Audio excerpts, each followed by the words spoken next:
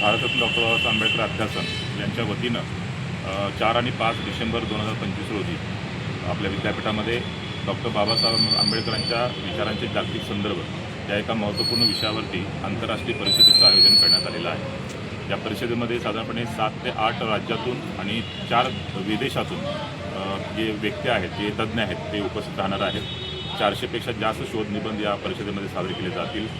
या परिषदेचं उद्घाटन विख्यात अर्थतज्ञ आणि आपल्या सर्वांना परिचित असलेले डॉक्टर नरेंद्र जाधव यांच्या हस्ते या परिषदेचं उद्घाटन 4 तारखेला सकाळी 10 वाजता विद्यापीठाच्या प्रांगणामध्ये होईल। या परिषदेचा समारोप जो आहे तो यशवंतराव चव्हाण मुक्त विद्यापीठाचे माजी कुलगुरू, MGM विद्यापीठाचे माजी कुलगुरू डॉक्टर सुधीर गावाणे सर यांच्या हस्ते समारोपाचा कार्यक्रम 5 तारखेला दुपारी 4 वाजता विद्यापीठाच्या सामाजिक शास्त्र संकुलाच्या सभागृहामध्ये संपन्न होणार आहे। जसं मी पत्रकार परिषदेमध्ये सांगितलं की 4 देशाचे विविध जे तज्ज्ञ आहेत त्याच्यामध्ये उपस्थित राहतील।